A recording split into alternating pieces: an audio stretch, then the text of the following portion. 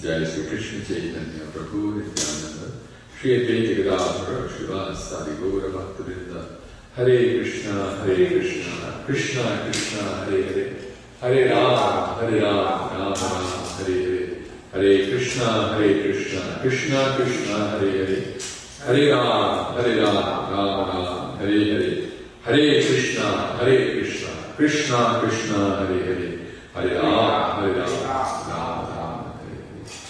It was actually Srila Bhaktivinode Thakur who said the purpose of life is to beg the Maha Mantra from the spiritual master. It's such a brilliant devotee of the Lord. So many nice things he said that actually are simple at the same time most profound.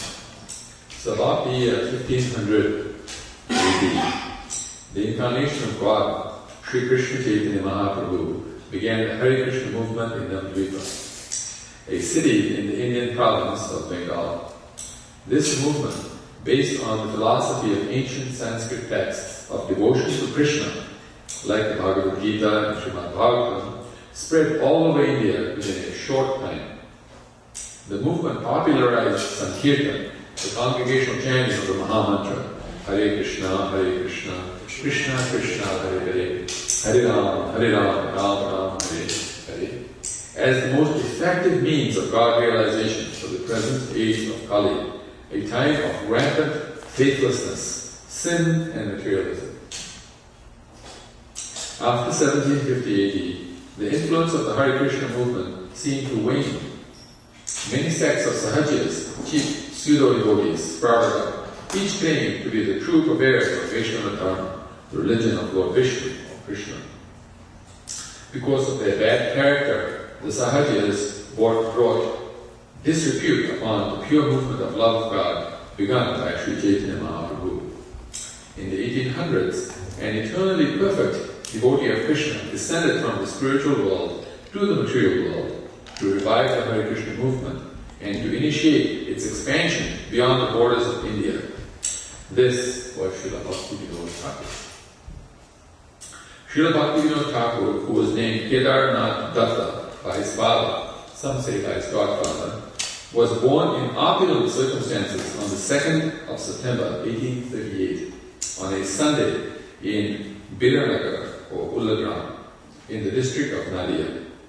He was the seventh son of Raja Krishnananda Datta, a great devotee of Lord Nityananda. He was also known as the great-grandson of Madan Mohan and the third son of his godfather, Anandchandra. He would also be known as Daityakulera Prahlad. This was because Vaishnavism was not very much respected in his family.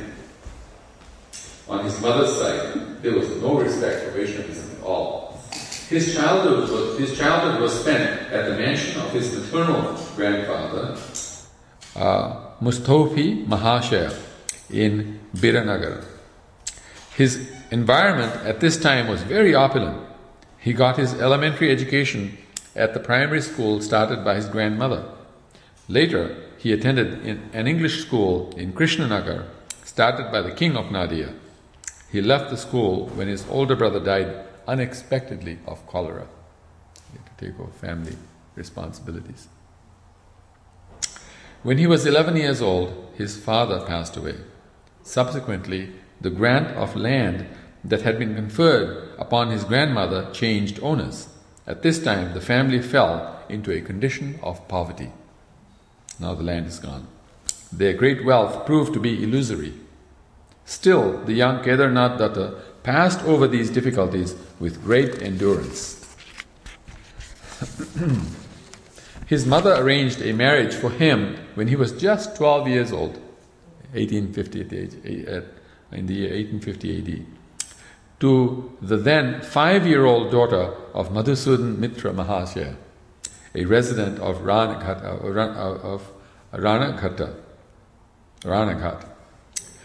Around this time, Kashi Prasad Ghosh Mahashaya Thakur, Kedarnath Datta's uncle, who had mastered under the British education, came to Ullagrama after the death of his maternal grandfather. He schooled young Kedarnath Datta at his home in Calcutta.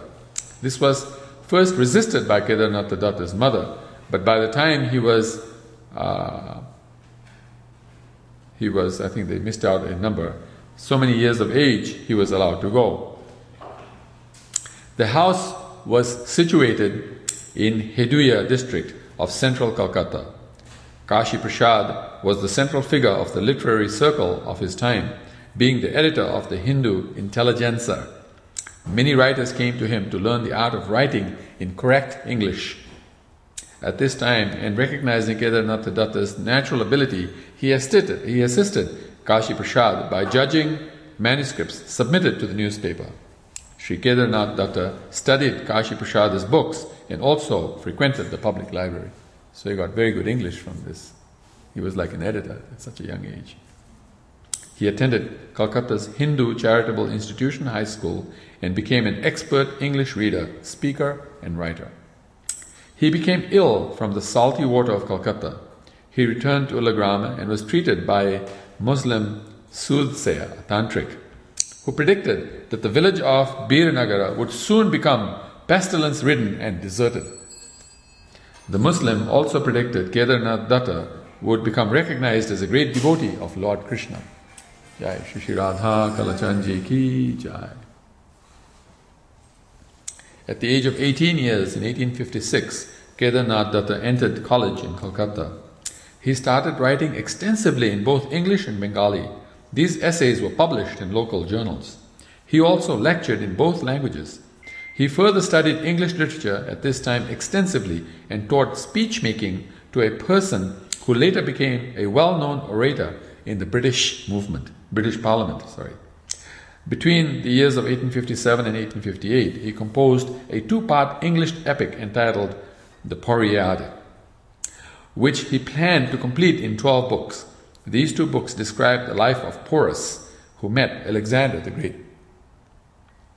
Shriman Dwijendranath Thakur, the eldest son of Maharshi Devendranath Thakur, was Sri Kedarnath Datta's best friend during his scholastic years. He assisted Kedarnath Datta in his studies of Western religious literatures. So he knew Western religion. Affectionately, Kedarnath Datta also used to call Devendranath Thakur Baro Dada, or Big Brother. Bhaktivinode Thakur also wrote a book entitled From Jesus to Gauranga Mahaprabhu, something like that. He showed how Jesus was actually an essential purpose. He served an essential purpose in Lord Chaitanya's movement. Yeah, it's very interesting that he wrote that. He very highly respected Christianity himself. Of course, he showed that it was incomplete, the science was incomplete, but he respected it nonetheless, and he showed its value. He was very taken by Christian theology. There you go. He was very taken by Christian theology, and regarding it more interesting and less offensive than Hindu monism, Advaita Vedanta of Shankaracharya. He would spend many hours comparing the writings of Channing, Theodore, Parker, Emerson, and Newman. At the British Indian Society, he gave a lecture on the evolution of matter through the material modes of goodness. At the end of 1858, Kedarnath Datta returned to Birnagara and found Mutse's prediction about that place to have come true. The place was ruined and deserted. Mutse was that Muslim soothsayer, the tantric. Sri Kedarnath Datta brought his mother and paternal grandmother with him from there to Calcutta. Soon after, he went to Orissa to visit his paternal grandfather, Rajvallabh Datta, who used to be a big man in Calcutta, who was now living as an ascetic in the Orissan countryside. His days were coming to a close. He could predict the future, so he knew it himself very well. He wanted Kedarnath Datta to be with him when he departed this world, which he did in 1859, when Kedarnath Datta was 21 years of age. After receiving his grandfather's last instructions, he travelled to all the monasteries and temples in the state of Orissa. As a young householder, Srila Bhaktivinode Thakur began to consider the question of the means of his livelihood. He was not interested in business, as he had seen how the apparent necessary dishonesty of the trade world due to competition for sales had morally weakened the merchant class. Their work ethics becoming removed from the principle of mutually helping others, by which they would automatically be protected from failure to succeed, as well as being cooperatively assisted by the natural laws of compensation, karma. He decided instead to become a school teacher. He established a school for English education in the village of Kendrapara, near Chuttigrama, in Orissa, thus becoming a pioneer in English teaching in that state. He also could see the oppressive power wielded by the landowners of Chuttigram. After some time, he went to Puri and passed a teacher's examination. He got a teacher's post in Chuttak school and later became headmaster of a school in Bhadraka and then in Medinipur. His dedicated work was noted by the school board authorities. In Bhadraka, his first son, Ananda Prasad Achyutananda, was born in 1860. He published a book that year in English that described all the ashramas and temples in the state. This book received favorable mention in the work called Orissa by British historian Sir William Hunter. Hunter praised Kedarnath Datta's moral and religious character, as everyone did.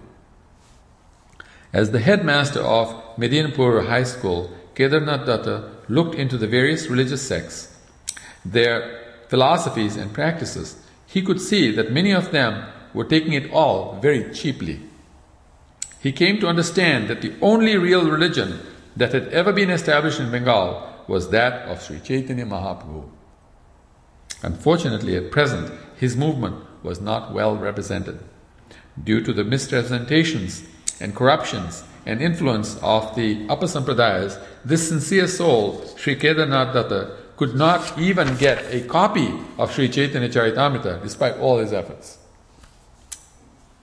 The Thakur made an onslaught against those who had belonged to the upper sampradayas, who were polluting Gaudiya Vaishnavism by basically 13 deviant philosophies. Ola Bola, 2 types, Kartabhaja, Neda, Daravesha, Shani, Sahajiya, Shahibeki, Smarta, Jatagoshani, Ativadi, Chuddadhari, and Gauranga Nagari. These are the 13 deviations that we're talking about. 13 deviant philosophies. These deviant groups, mostly because of their boldness, had been seen by the public as the Gaudiya Sampradaya, although actually none were following the pure Vaishnava regulative principles strictly, as laid down by the followers of Sri Krishna Chaitanya, namely the Goswamis. Being a follower of the Goswamis or not is interdependent on qualifying one to be a Gaudiya Vaishnava. For more detail on Upper Sampradayas, one should read the very nice articles running as a sequel in the Back to Godhead magazine 1991 editions on the same by His Holiness Suhotra Swami of ISKCON. Sri Kedarnath Datta's first wife died, so in the town of Jakapura he married Bhagavati De. So this is his second wife. In the year 1861, Sri Kedarnath Datta accepted the post of deputy magistrate in the government of Bengal. Then he became a collectorate officer after seeing the corruption of the government workers. He established an organization called the Bhratri Samaj. Bhratri means brothers. He wrote an English book in 1863 called Our Wants, meaning, like we say, needs and wants, so our wants. At this time, he also constructed a home in Ranaghat. Later in 1863, he stayed in Burdwan, where he composed 2 novel poems in Bengali, Vijayanagrama, Deserted Village, and Sannyasi. Volume 39 of the 1863 Calcutta Review praised those poems, saying, "We hope the author will continue to give his countrymen the benefit of his elegant and unassuming pen, which is quite free from the objectionable licenses of thought and expression which abound in many dramas recently published. The want of the day is the creation of a literature for Hindu ladies, and we trust that many more educated natives will have the good sense to devote their time and abilities to the attainment of this most desirable aim. The rhyme and style of these two poems were original. They gave birth to a new way of writing poetry in the Bengali language.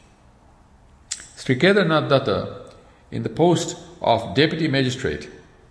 In the year 1866, Kedarnath Datta took the position of Deputy Registrar with the power of Deputy Collector and Deputy Magistrate in the district of Chhapara. He also was known to have become quite fluent in Persian and Urdu. In a place called Saran in Chhapara, a clique of tea planters made unjust demands of him.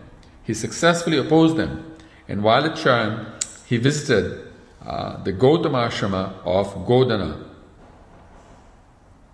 And while at Sharan, he visited the Gautama Ashrama at Godana, desiring to establish a school for teaching Nyaya Shastra. He delivered a speech there in 1866 that was well received. The school was in fact established, the founding stone being laid in 1883 by Sir Rivers Thompson, after whom the school was named. Though Sri Kedarnath Datta had no further part in the project after his speech, the talk he gave was instrumental in securing public aid for the school. Also in 1866, Kedarnath Datta has translated the belied registry manual into Urdu, which was circulated by the government throughout the United Provinces of Agra and Oudh. This manual was used by registration departments of those areas. Sri Kedarnath Datta was transferred to Purnia from Chhapara, where he took charge of the government and judicial departments. He was then transferred to Dinajapur, West Bengal, in 1868, becoming the deputy magistrate. At this time, he received copies of the Srimad Bhagavatam and Chaitanya Charitamrita from Calcutta. So he finally got the Chaitanya Charitamrita. He read Chaitanya Charitamrita repeatedly. His faith in Krishna consciousness developed until he was absorbed in the pure Bhakti Sastras day and night. He was incessantly submitting heartfelt prayers for the Lord's mercy. He came to understand the supreme majesty and power of the one and only absolute personality of Godhead, Sri Krishna. He published a song about Lord Chaitanya entitled Satchidananda Premalankara. In 1869, while serving as deputy magistrate under the government of Bengal in Dinajapur, he delivered a speech in the form of a treatise he had written on the Srimad Bhagavatam to a big congregation of many prominent men of letters from many parts of India and England. He was transferred to Champarana, during which time his second son, Radhika Prasad, was born. In Champarana, people used to worship a ghost in a banyan tree, which had the power to influence the mind of the local judge to decide in favor of the worshipper. Sri Kedarnath Datta engaged the father of Pandit Ramabai, a famous girl scholar, to read Srimad Bhagavatam under the tree continuously by day and night. After 1 month, the tree crashed to the ground, and naturally many people found faith in the Srimad Bhagavatam. From Champarana he went to Puri, which gladdened his heart no end. Near the capital of Orissa, in the town of Kamanala, there lived a yogi named Bishakishen, who would lean into a fire while sitting close by, then return to an erect sitting posture. In this way, he'd rock back and forth over the flames. He could also produce fire from his head. He had 2 companions going by the names Brahma and Shiva. He claimed to be Mahavishnu. The small kings of Orissa came under his sway and were providing funds for the construction of a temple for the 3 Guna avatars, meaning himself and of course Brahma and Vishnu and Shiva. They also sent him women with whom he had engaged in Rasa Leela enjoyments. Bishakisena declared he'd drive off the British from ruling Orissa and himself would become king. He published such statements which were circulated all around Orissa. The British thought him a revolutionary for speaking out against the British Raj. So the district governor of the national government of Bengal drew up arrest orders. But nobody in Orissa dared to act upon these orders, as they all feared Bishakashen. Mr. Ravenshaw, district commissioner for Orissa, requested Sri Kedarnath Datta to bring Bishakashen to justice. Sri Kedarnath Datta went personally to Bishakashen. Bishakashen showed some powers that would normally scare off an ordinary man and informed Kedarnath Datta that he knew well who he was and his mission, but that since he, Bishakashen, was the Lord, he'd better not interfere with him. That was enough for Sri Kedarnath Datta, who replied by acknowledging Bishakashen's accomplishments in yoga and tantra and requested him to come to Puri, where he could have darshan of Lord Jagannath. Bishakashen heartily said, "Why should I come to see Jagannath? He's only a hunk of wood. I am the supreme person."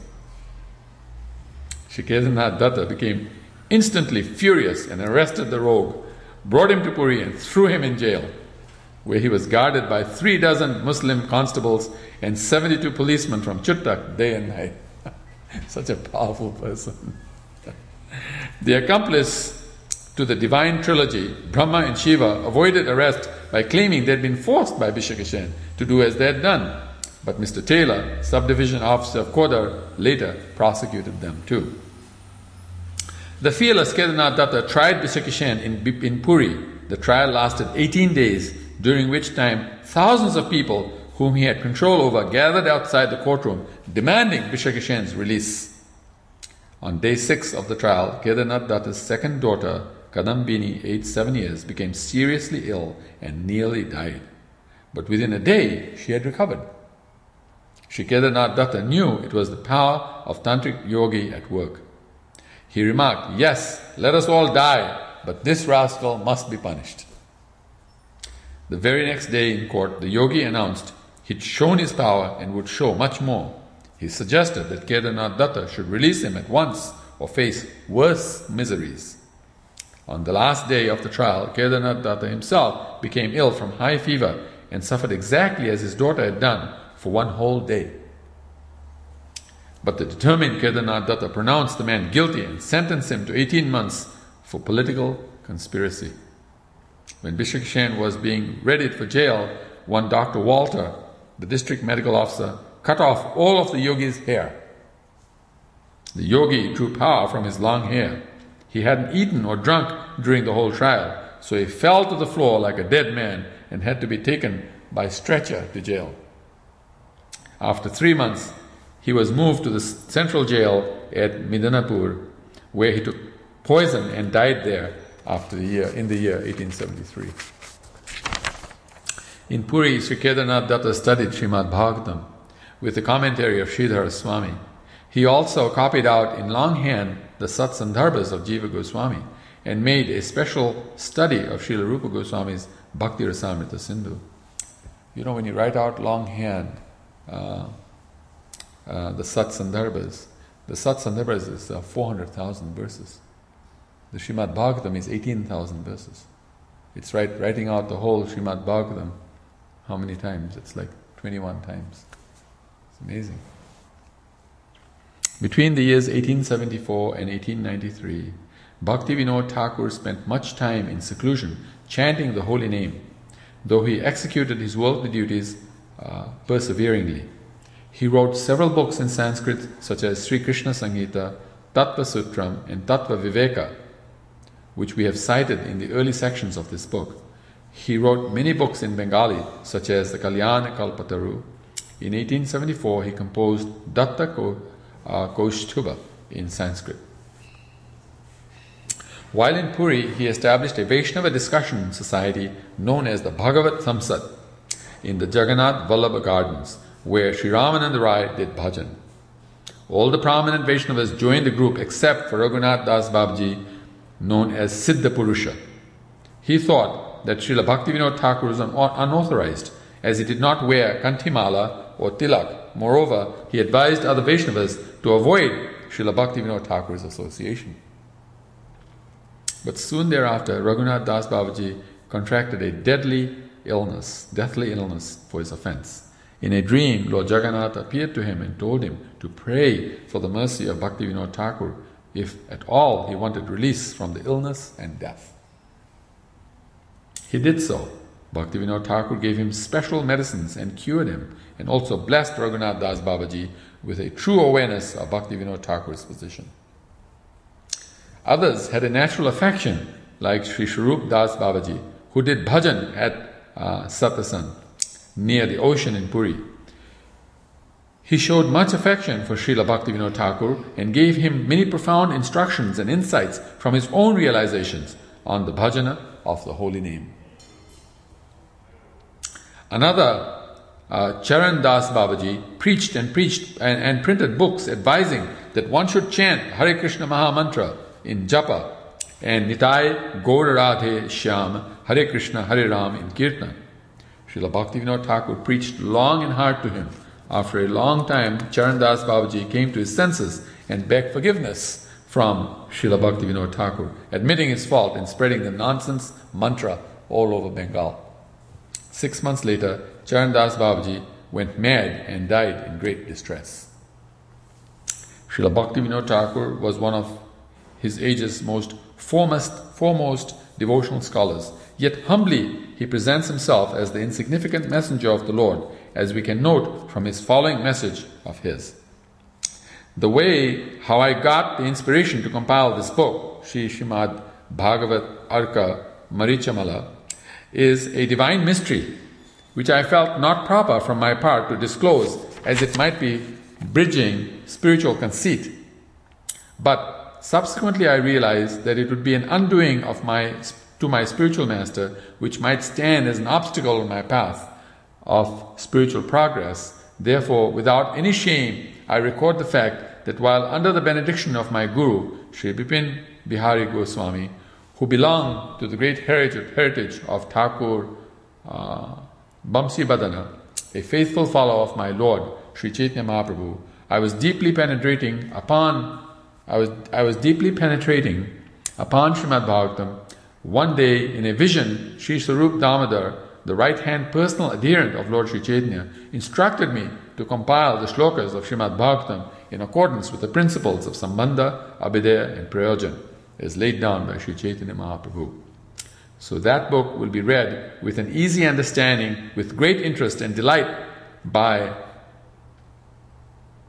so that the book will be read with an easy understanding, with great interest and delight by loving devotees of the Lord. Sri Swarup Damodar Prabhu further guided me by giving a wonderful explanation of the first shloka of Srimad Bhagavatam, and also showed me how I have to explain the slokas under the light of Gaudiya Vaishnava philosophy. Srila Bhaktivinode Thakur became manager of Jagannath Puri temple. He used his government powers to establish regularity in the worship of the deity. In the Jagannath Puri temple courtyard, he established a Bhakti Mandap, where daily discourses of Srimad Bhagavatam were held. Srila Bhaktivinode Thakur would spend long hours discussing Krishna and chanting the holy name, especially at Tota Gopinath Mandir, the tomb of Haridas Thakur, the Siddha Bakula and the Gambhira. He made notes on Vedanta Sutra, which were used by Srila Shyamala Goswami in the edition of the Govinda Bhasya by Baladev Vidyabhushan that he published. Near the Jagannath Vallabha Gardens, in a large house adjacent the Narayan Chatta Mata, on the 5th day of the dark fortnight of Magha, in the year of 1874, the 4th son of Bhaktivinode Thakur took birth. He was named Bimala Prasad, later known as Om Vishnupad Paramahansa Shri Srimad Bhaktisiddhanta Saraswati Thakur Prabhupada. As a householder, Bhaktivinode had 2 wives and no less than 10 children, of which the great Vaishnava scholar Shri Srimad Bhaktisiddhanta Saraswati Thakur was one. Bimala Prasad, or Bhaktisiddhanta Saraswati Thakur, was born in Sri Purushottam Kshetra, Jagannath Puri, on 6th of February 1874 AD, answering the prayer of Bhaktivinode for the Lord to send a ray of Vishnu to preach the message of Sri Chaitanya Mahaprabhu all over the world. He was given the name Bimala Prasad. When the child was 6 months old, Lord Jagannath's cart stopped in front of Srila Bhaktivinode Thakur's house in Puri for 3 days during the procession. You know, they tried to move the cart for 3 days. They weren't able to move it. All the people, you know, there are like hundreds of thousands of people pulling the cart, and they can't pull the cart. You know, because the Lord wanted to stand there for 3 days. Bhaktivinoda told his wife Bhagavati Devi to bring out the child for darshan of Lord Jagannath. As she placed the child before the Lord, a garland from the Lord encircled the baby boy, and the first grain ceremony, Annaprasana, was performed at that time with Jagannath Prasad. Bimala Prasad stayed in Puri for 10 months after his son's birth, and then went to Bengal by palanquin on his mother's lap. His infancy was spent in Nadia district's Ranaghat, hearing topics of Sri Hari from his mother.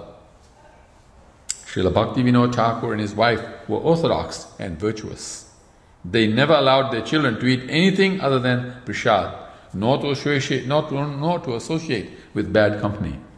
One day, when Bimala Prasad was still a small child of no more than 4 years, his father mildly rebuked him for eating a mango not yet duly offered to Lord Krishna.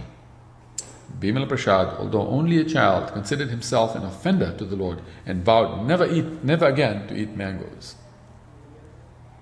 This was a vow that he would follow throughout his life. By the time Bimala Prasad was 7 years old, he had memorized the entire Srimad Bhagavad Gita and could even explain its verses, giving wonderful purports. This is at 7. He not only knew the Bhagavad Gita by heart, he can explain it with wonderful purports.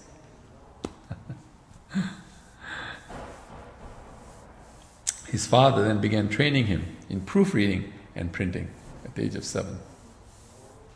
In conjunction with the publishing of the Vaishnava magazine called Sajjana Toshani.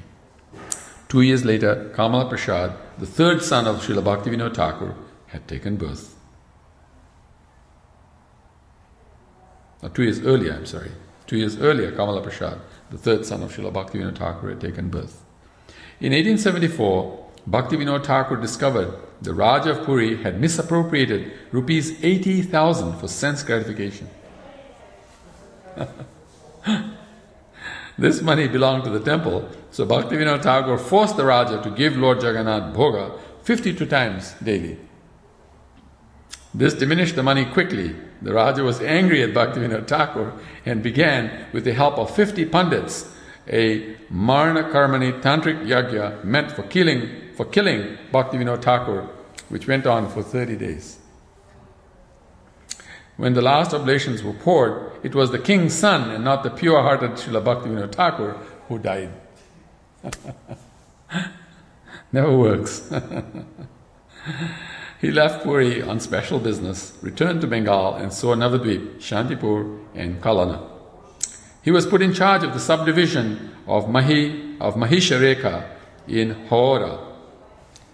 After that, he was transferred to Bhadraka.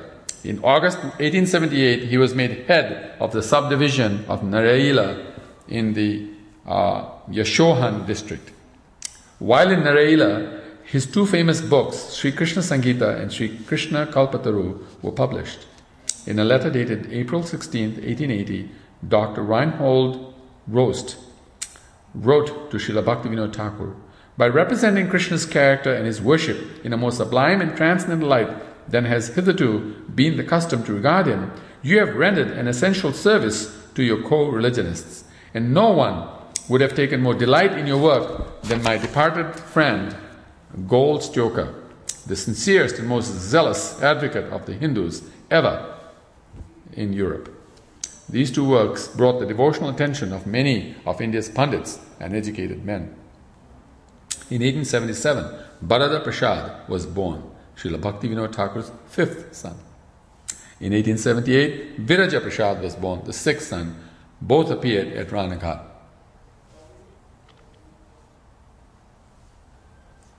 Srila Bhaktivinode Thakur took Pancharatrika Diksha initiation from Bipin Bihari Goswami, descended from the Janava family of Bhagnapara.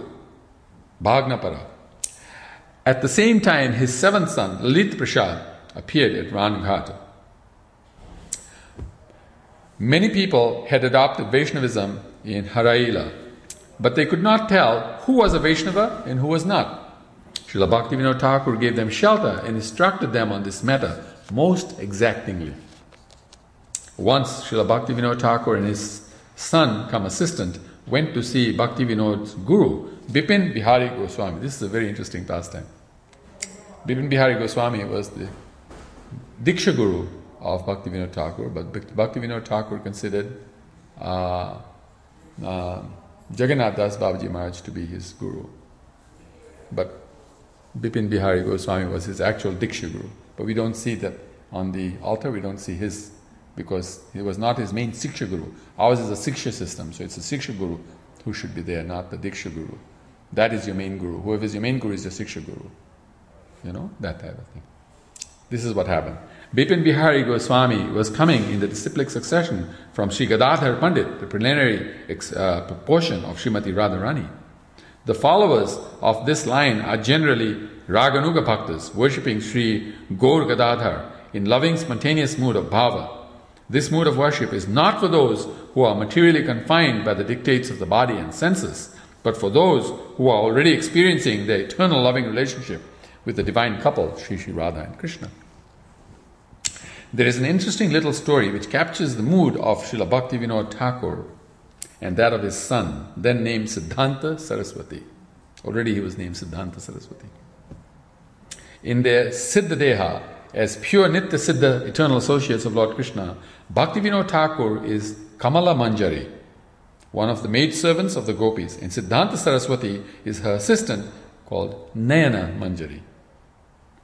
Srila Bhaktivinode Thakur's dealings with his Diksha Guru were always exemplary, even though Bipin Bihari Goswami was not very advanced, being a Kanishta Adhikari Guru. How do you like that? Even a Guru can be a Kanishta Adhikari. Whereas the Thakur was an Uttama Adhikari. The disciple is the Uttama Adhikari, and Master is the Kanishta Adhikari.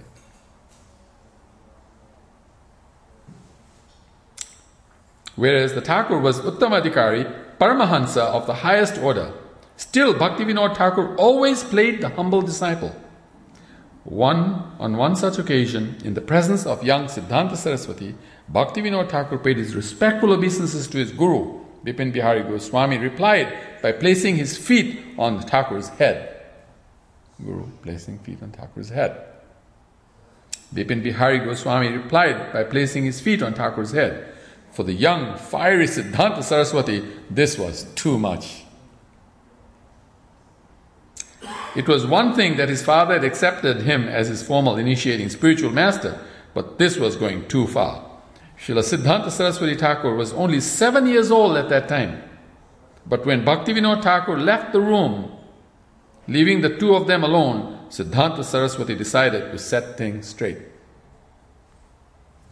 This is what Siddhanta Saraswati Thakur, Bhakti Siddhanta Saraswati Thakur is saying now.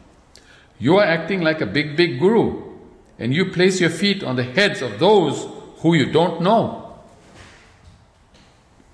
If you knew who the Thakur is, you would not do it. But you do not know.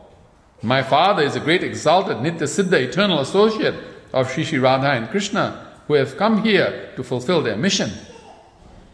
Do you think that you are so advanced that you can place your feet on the head of such a person? I think not. You have proven yourself to be a Kanishta Adhikari, neophyte, by not being able to distinguish between those who are advanced and those who are less advanced. Therefore, I suggest that you desist from this practice any further. Stop being guru. Can you imagine? This is age 7.